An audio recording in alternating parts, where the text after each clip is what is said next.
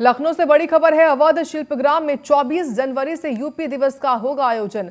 हस्तशिल्प उत्पादों की प्रदर्शनी के अलावा सांस्कृतिक आयोजन भी होंगे। साथ ही साथ 3 दिन तक यूपी दिवस के आयोजन को लेकर तैयारियां लगातार चल रही हैं। मुख्यमंत्री योगी आदित्यनाथ यूपी दिवस का उद्घाटन करेंगे। ये बड़ी जानकारी आई है। यूपी दिवस को लेकर लगातार तैयारियां चल रही हैं। अवध शिल्पग्राम में 24 जनवरी से यूपी दिवस का आयोजन किया जाएगा। हस्तशिल्प उत्पादों की प्रदर्शनी के अलावा तमाम अलग तरीके से भी जो प्रदर्शनियां हैं वो भी लगाई जाएंगी। मुख्यमंत्री योगी यूपी दिवस का उद्घाटन करेंगे। अवध शिल्पग्राम में 24 जनवरी से यूपी दिवस का आयोजन होगा। हस्तशिल्प उत्पादों की प्रदर्शनी के अलावा सांस्कृतिक आयोजन भी किए जाएंगे। 3 दिन तक यूपी दिवस के आयोजन होंगे। मुख्यमंत्री योगी आदित्यनाथ यूपी दिवस का उद्घाटन करेंगे। अवध शिल्पग्राम में 24 जनवरी से यूपी दिवस का आयोजन होगा। हस्तशिल्प उत्पादों की प्रदर्शनी के अलावा सांस्कृतिक आयोजन भी किए जाएंगे। 3 दिन तक यूपी दिवस मनाया जाएगा और इन तमाम प्रदर्शनियों में उत्तर प्रदेश की जो भिन्नताएं हैं, जो उत्पाद हैं, जो विशेषताएं हैं, वो दर्शाई जाएंगी। तो 3 दिन तक यूपी दिवस के आयोजन जो है वो किए जाएंगे। मुख्यमंत्री योगी यूपी दिवस का उद्घाटन करेंगे। अवध शिल्पग्राम में 24 जनवरी से यूपी दिवस का आयोजन होगा। हस्तशिल्प उत्पादों की प्रदर्शनी के अलावा सांस्कृतिक आयोजन भी होंगे और 3 दिन तक यूपी दिवस के आयोजन आयोजित किए जाएंगे।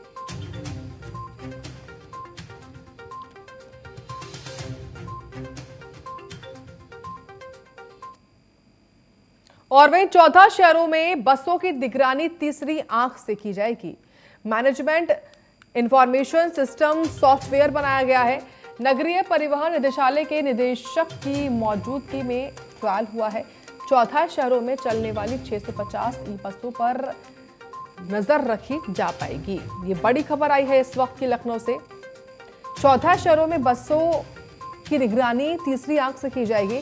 मैनेजमेंट इंफॉर्मेशन सिस्टम सॉफ्टवेयर बनाया गया है। नगरीय परिवहन निदेशालय के निदेशक की मौजूदगी में ट्रायल हुआ है। 14 शहरों में चलने वाली 650 ई बसों पर नजर रखी जाएगी। तो 14 शहरों में बसों की निगरानी तीसरी आंख से की जाएगी। अब मैनेजमेंट इंफॉर्मेशन सिस्टम सॉफ्टवेयर बनाया गया है। नगरीय परिवहन निदेशालय के निदेशक की मौजूदगी में ट्रायल हुआ है।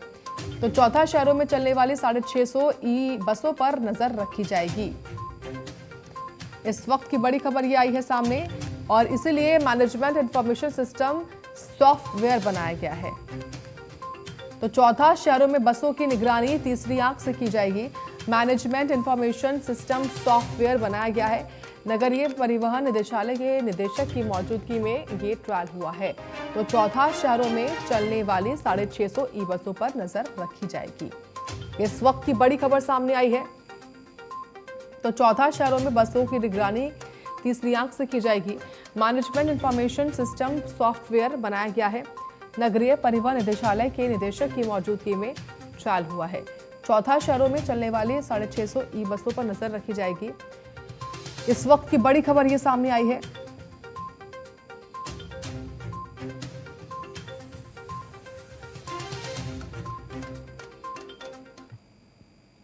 वाराणसी में 1 दिवसीय इन्वेस्टर समिट का आयोजन आयुक्त ऑडिटोरियम में आयोजित होगा। यूनिवर्सिटी समिट वाराणसी के सभी जनप्रतिनिधि समिट में शामिल होंगे। दोपहर 11 बजे से दोपहर 2 बजे तक आयोजित होगा ये समिट।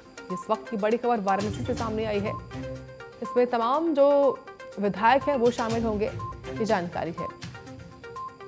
तो वाराणसी में 1 दिवसीय इन्वेस्टर समिट का आयोजन होगा। आयुक्त ऑडिटोरियम में आयोजित होगा यूनिवर्सिटी समिट। वाराणसी के सभी जनप्रतिनिधि इसमें शामिल होंगे। दोपहर 11 बजे से दोपहर 2 बजे तक आयोजित होगा ये समिट। 1 दिवसीय इन्वेस्टर समिट का आयोजन होगा। आयुक्त ऑडिटोरियम में आयोजित होगा यूनिवर्सिटी समिट।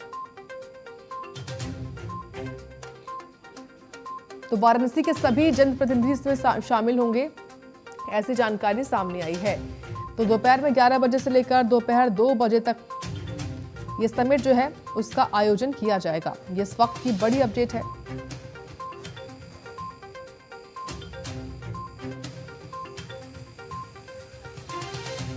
तो वाराणसी में 1 दिवसीय समिट का आयोजन जो है वो किया जाएगा। वाराणसी के सभी जनप्रतिनिधि इस समिट में शामिल होंगे। इस वक्त की बड़ी जानकारी सामने आई है।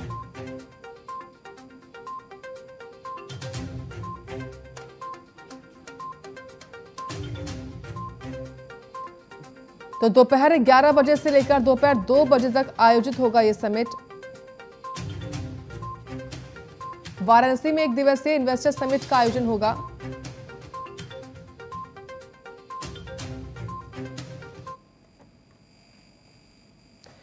लखनऊ से खबर है, दवा कालाबाजारी रोकने के लिए फार्मासिस्ट तैनात। दवा कालाबाजारी रोकने के लिए केजीएमयू में फार्मासिस्ट तैनात। हॉस्पिटल रिवॉल्विंग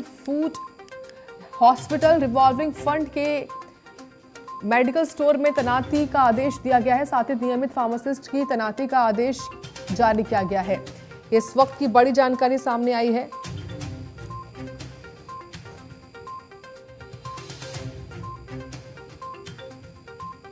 इस वक्त की अहम जानकारी आपको हम दे रहे हैं।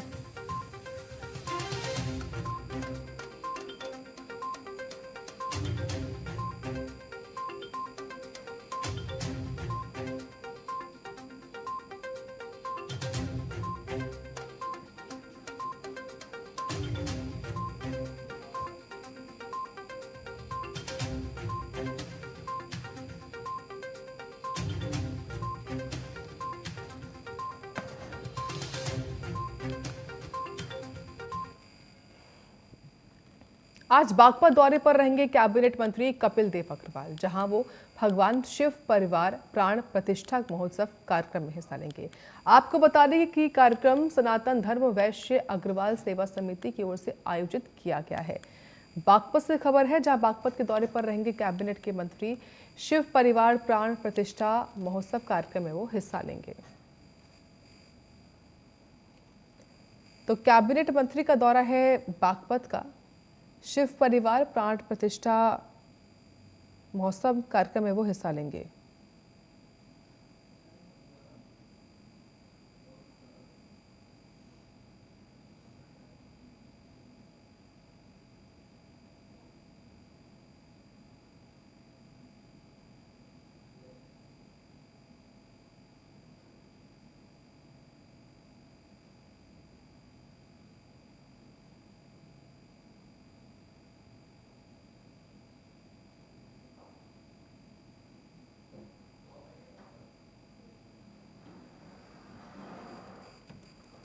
तो शिव परिवार प्राण प्रतिष्ठा कार्यक्रम में भी शामिल होंगे कैबिनेट मंत्री।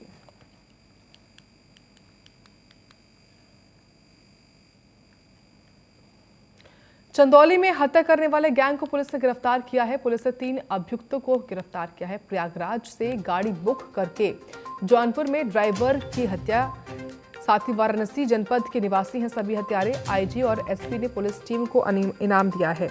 इस वक्त की बड़ी खबर जो है वो सामने आई है। पुलिस आपराधिक इतिहास की छानबीन कर रही है। चंदौली से बड़ी खबर है ये। पुलिस को सफलता मिली है।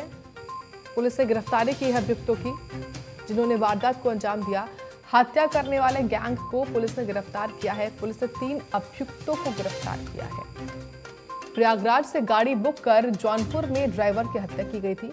वाराणसी जनपद के निवासी हैं सभी हत्यारे। इस वक्त की बड़ी जानकारी आई है। देखिए, 3 व्यक्तियों को पकड़ा गया है, जिनका जब इनसे पूछताछ की गई तो पता लगा कि इन्होंने लूट भी करी और मर्डर भी करा है। पुलिस के पास हमारे जो थाना चंदौली सर्विलेंस टीम और एसओजी टीम के मुखबिरी थी कि एक गाड़ी जो कि लूट की है वो बिहार बेचने के लिए कोई लेके जा रहा है। तो पुलिस ने अपनी टीम लगा के इनको पकड़ा। सूचना में ये पता लगा जब इनसे पूछताछ की गई कि इनके द्वारा 15 तारीख को इलाहाबाद से, प्रयागराज से बेसिकली एक गाड़ी को बुक किया गया लूट की नीयत से। उसमें जो ड्राइवर था उसको मिर्ज़ापुर ला के इनके द्वारा रास्ते में मार दिया गया और उसकी बॉडी को जौनपुर में फेंक दिया। और ये लोग 13 तारीख को ही, इसमें 2 लोग जो हैं वो बम्बई से आए थे, एक आदमी लोकल था। ये 3 लोग मिलके आगे फिर गाड़ी को बेचने के प्रयास से इधर उधर लोगों से संपर्क कर रहे थे। और फिर जब इनके पास ये बिहार निकलने की कोशिश में थे बेच के गाड़ी को, तो हमारी टीम का सूचना मिली। तो टीम ने इसको मिलके एसओजी सर्विलेंस और थाना चंदौली की टीम ने मिलकर इसको इंटरसेप्ट किया। इन तीनों को अरेस्ट किया। इनके पास से आला कत्ल भी बरामद हुआ है। जो गाड़ी है जिसके ड्राइवर को इन्होंने जिससे गाड़ी लूटी और इसको मार के उसकी बॉडी जौनपुर में फेंक दी, उस संबंध में भी जौनपुर में मुकदमा पंजीकृत है। वो गाड़ी भी इनके पास से बरामद हुई है। अवैध तमंचा भी बरामद हुआ है और कुछ कारतूस भी बरामद हुए हैं।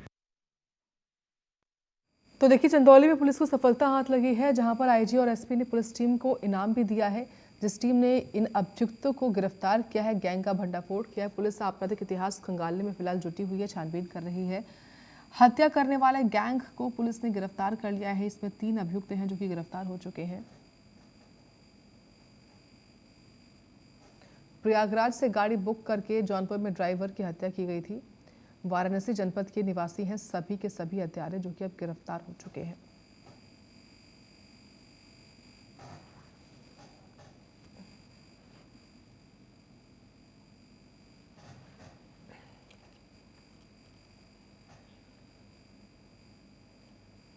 जालौन में आग का तांडव देखने को मिला, जहां कपड़े की दुकान में आग लगी है। शॉर्ट सर्किट के चलते आग लगी है। लाखों रुपए का नुकसान हुआ है। करीब 10 लाख के कीमती कपड़े जलकर राख हुए हैं। दमकल कर्मियों ने आग पर काबू पाया है। उड़ई कोतवाली क्षेत्र के सर्राफा बाजार स्थित खोया मंडी की घटना ये है। तो लाखों रुपए का नुकसान हुआ है। इस आग लगने से 10 लाख के कीमती कपड़े जलकर राख हुए हैं। फिलहाल दमकल कर्मियों ने आग पर काबू पा लिया है। ये खबर जालौन से है, जहां पर आग का तांडव देखने को मिला है। ये तस्वीरें भी सामने हैं आपके, देखिए किस तरीके से ये आग लगी थी। जालौन में शॉर्ट सर्किट वजह बताई जा रही है। फिलहाल इस आग पर काबू जो है वो पा लिया गया है। जालौन से पूरा मामला है, जहां आग का तांडव देखने को मिला है। बता दें कि कपड़े की दुकान ये थी जिसमें आग लग जाती है। जानकारी है कि शॉर्ट सर्किट के चलते इस दुकान में आग लगी और आग काफी ज्यादा भीषण थी। लाखों रुपए का नुकसान हो गया है। 10 लाख रुपए तक के कपड़े जलकर खाक हो चुके हैं। फिलहाल क्योंकि तुरंत ही दमकल विभाग की टीम को सूचित किया गया, टीम पहुंची तो इस आग पर काबू पा लिया गया, लेकिन दुकान के में रखा हुआ सामान जलकर खाक हो चुका है। ये पूरा जो मामला है वो जालौन के उड़ई कोतवाली क्षेत्र के सराफा बाजार स्थित खोया मंडी का बताया जा रहा है।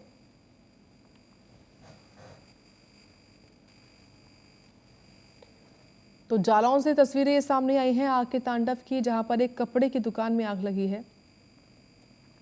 10 लाख के कीमती कपड़े जो है वो जलकर राख हो चुके हैं। दमकल कर्मियों ने आग पर काबू पा लिया है। तो जालौन में आग का तांडव देखने को मिला है। खबर देवरिया से है, जहां फोम की गोदाम में आग लगी है। लाखों के सामान जलकर खाक हुए हैं। मौके पर पहुंची है दमकल विभाग की गाड़ी। कड़ी मशक्कत के बाद आग पर काबू पाया गया है। देवरिया जिले के सलेमपुर तहसील क्षेत्र के सोनबरसा स्थित फोम की गोदाम में यह आग लगी है। तो देखिए, दमकल विभाग ने कड़ी मशक्कत के बाद आग पर काबू पा लिया है। फोम की गोदाम में आग लगी है। आग लगने से लाखों के सामान के जलकर राख होने की जानकारी है। उत्तर प्रदेश के देवरिया जिले के सलेमपुर तहसील क्षेत्र के सोनबरसा स्थित फोम की गोदाम में भीषण आग लगी है। लाखों के सामान जलकर खाक हो चुका है। मौके पर पहुंची फायर ब्रिगेड की गाड़ी द्वारा आग पर घंटों के मशक्कत के बाद काबू पा लिया गया है। तो देवरिया का पूरा मामला है, जहां पर एक फोम की गोदाम में आग लगी है। आग काफी ज्यादा भीषण थी, क्योंकि उसकी वजह से ही दुकान में रखा सारा सामान जो है वो जलकर खाक हो चुका है।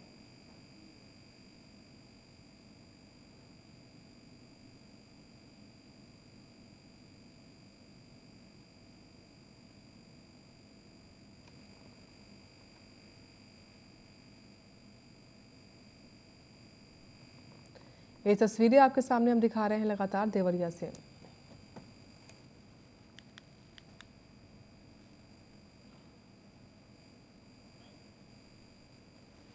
अलीगढ़ में बदमाशों के हौसले बुलंद होते जा रहे हैं। वहीं बदमाशों ने एक मीडिया कर्मी के घर में घुसकर तमंचे की नोक पर लूटपाट की घटना को अंजाम दिया है। बताया जा रहा है कि मीडिया कर्मी और उसके परिवार के लोग बेटी की शादी की तैयारी में जुटे हुए थे। तभी हथियारबंद बदमाश देर शाम मीडिया कर्मी के घर में घुस गए। इसके बाद बदमाशों ने तमंचे की नोक पर पत्नी को जान से मारने की धमकी दी और धमकी देते हुए करीब 2 लाख रुपए और सोने चांदी के 15 लाख के जेवरात भी लूट ले गए। सूचना मिलते ही एसएसपी और पुलिस के अधिकारी घटनास्थल पहुंचे। फिलहाल पुलिस मामले की जांच पड़ताल कर रही है। पूरा मामला थाना बन्ना देवी क्षेत्र के गूलर रोड मित्र नगर का है। तो देखिए, अलीगढ़ में एक पत्रकार के घर में ही लूटपाट हो गई है और बदमाशों के हौसले किस कदर बुलंद है ये मामला जो अलीगढ़ से सामने आया है वो बता रहा है, क्योंकि यहाँ पर एक पत्रकार का घर, उसके घर में ही घुसकर बदमाशों ने बंधक बनाया परिवार को और इस वारदात को अंजाम दिया है। यहाँ पर एक मकान है जो श्री संजय कुमार का है, जो कि दैनिक राजपथ एक उस पर कार्य करते हैं और यहाँ पर यहीं पर इनका ऑफिस भी है, नीचे ऊपर इनका आवास है जहाँ पर हम लोग अभी खड़े हैं। इनके द्वारा सूचना दी गई कि लगभग 8 बजे के लगभग कुछ बदमाश यहाँ पर आए थे, जिनके द्वारा जो तहरीर प्रस्तुत की गई है उसमें 2 लाख रुपए और कुछ जो जेवरात हैं उसको लूटने की शिकायत इनके द्वारा दर्ज कराई गई है। इस संबंध में थाने पर मुकदमा अपराध संख्या 23/23, 452, 392, 342, 427 दर्ज कर लिया गया है और इसमें जो टीमें यहाँ पर मौके पर ही हैं, इनके द्वारा कुछ संदिग्ध लोगों के नाम हमको बताए गए हैं, जिनके लिए टीमें डिस्पैच कर दी गई हैं और जो आसपास के सीसीटीवी फुटेज है उसके लिए अलग से टीम लगा दी गई है। लगभग सर कितना अमाउंट होगा जो तहरीर अनुसार 2 लाख रुपए और जेवरात बताए गए हैं, उसका असेसमेंट वही करके बता पाएंगे टोटल अमाउंट क्या है। तो इसमें जो टीमें हैं उनको शीघ्र इस घटना का वर्कआउट करने और जो भी दोषी हैं इनके विरुद्ध कठोरतम दंडात्मक कार्रवाई के आदेश दे दिए गए। तो 2 लाख रुपए और कुछ जेवरात बताए जा रहे हैं जो कि इस घर से चोरी किए गए हैं बदमाशों के द्वारा। ये पत्रकार का घर था जिसका जहां नीचे इसका ऑफिस और ऊपर आवास था और बदमाश पहुंचते हैं और घर में बंधक बनाकर लोगों को इस वारदात को अंजाम देते हैं। मेरठ में बदमाशों के हौसले बुलंद हैं। मदरसे में 3 अज्ञात सेफ से रुपए लूटे हैं। कमरे में सो रहे व्यक्ति के सिर पर डंडा मारा, व्यक्ति के सिर में चोटें भी आई हैं। मामला दर्ज कर पुलिस जांच पड़ताल कर रही है। तो मेरठ में बदमाशों के हौसले बुलंद हैं, जहां मदरसे में 3 अज्ञातों ने सेफ से लूटपाट की है। कमरे में सो रहे व्यक्ति को डंडा मारा है, उसके सर पर काफी गंभीर चोटें भी आई हैं। मामला दर्ज कर पुलिस जांच पड़ताल कर रही है। तो मेरठ से बड़ी खबर यह है, जानकारी के अनुसार मदरसे में 3 अज्ञातों ने सेफ से रुपए लूटे हैं। कमरे में सो रहे व्यक्ति के सिर पर डंडा मारकर ये इस लूटपाट को अंजाम दिया गया है। यानी कि जो अलमारी रखी हुई थी, उस अलमारी में रखे हुए जो रुपए थे वो निकालकर ये बदमाश भाग गए हैं। बदमाशों के हौसले बुलंद हैं। मेरठ में मदरसे में 3 अज्ञातों ने सेफ से रुपए लूटे हैं और जो व्यक्ति वहां पर सो रहा था उसके सर पर भी डंडा मारा।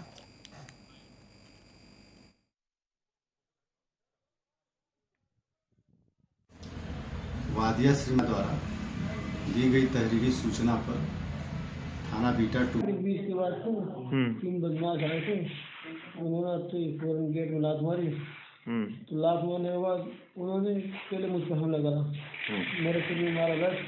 तो उसके बाद उन्होंने मेरे बहन को नीचे गिर गया था। उसके बाद उन्होंने अलमारी से पैसे निकाले, शीशे वीशे तोड़े, जो कीमती सामान में सब लगे और फिर वो मार के भाग गए। भाग के मक्के नहीं देखा उन्हें, मैं बेहोश हुआ था उसको। तो नकाब लगा हुआ था कैसे? जी, चेहरे में नकाब था। तो कितने पैसे गए हैं? 15,000 थे और सामान था?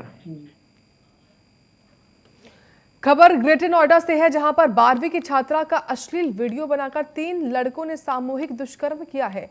5 महीने से हो रहे यौन शोषण और मानसिक रूप से हताश होकर पीड़िता घर में फंदा लगाकर जान देने की कोशिश की, लेकिन परिजनों ने उसे बचा लिया।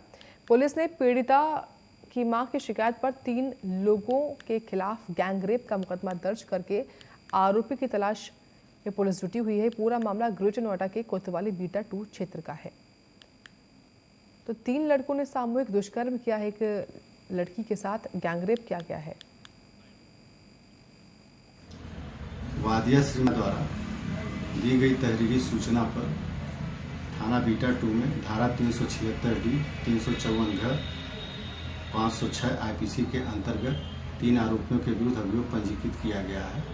वादिया द्वारा यह आरोप लगाया गया है कि उनकी पुत्री इंटर कॉलेज में 12वीं की छात्रा है, उसको प्यार का झांसा देकर बहला फुसलाकर उसके साथ शारीरिक संबंध पिछले 5 माह से बनाया जा रहा है और वीडियो बनाकर ब्लैकमेल किया गया, साथ में जान से मारने की धमकी दी गई है।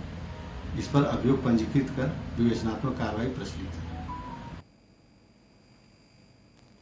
तो 12वीं की छात्रा ये है जिसके साथ दुष्कर्म हुआ है। पिछले 5 महीने से दुष्कर्म ये हो रहा था और इसी से परेशान होकर इस छात्रा ने सोचा कि अपनी जान दे दूं, लेकिन परिवार ने इसको बचा लिया है और इनके परिवार की तरफ से अब मुकदमा दर्ज करवाया गया, जिसके बाद पुलिस अब जांच पड़ताल कर रही है।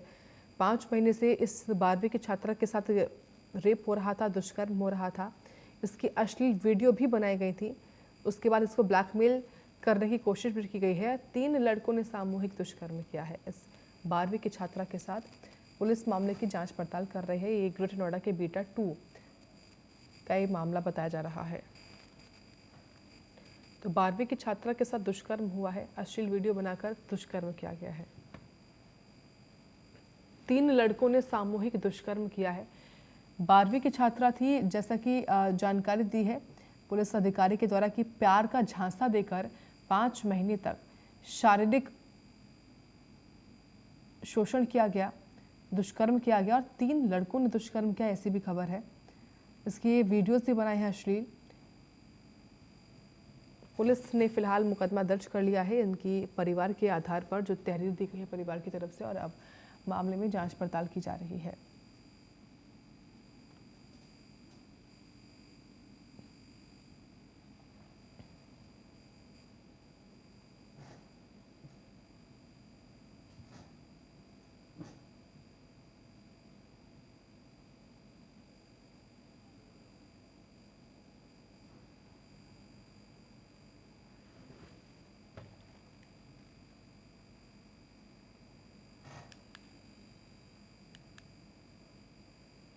खबर रायबरेली से है, जहां तिलक समारोह के दौरान हर्ष फायरिंग करते समय 2 युवकों को गोली लग गई है। वहीं गोली लगने से दोनों युवक गंभीर रूप से घायल हो गए हैं। बताया जा रहा है कि राम अवध यादव के बेटे शशांक यादव का तिलक था। तिलक समारोह में दोनों ही पक्षों के बीच हंसी खुशी का माहौल भी चल रहा था। तभी शशांक यादव के भाई कृपा शंकर यादव ने अपने पिता की बंदूक से हर्ष फायरिंग शुरू कर दी। वहीं गोली लगते ही दोनों घायल युवक जमीन पर पड़ गए, जिससे पूरे समारोह में अफरा तफरी का माहौल बन गया। स्थानीय लोगों की मदद से दोनों घायलों को जिला अस्पताल लाया गया, जहां दोनों युवकों की हालत गंभीर बनी हुई है। घटना की सूचना पर पहुंची पुलिस ने बंदूक को जब्त करके आरोपियों की तलाश शुरू कर दी। पूरा मामला महाराजगंज थाना क्षेत्र के अंतर्गत नरेट गांव का है।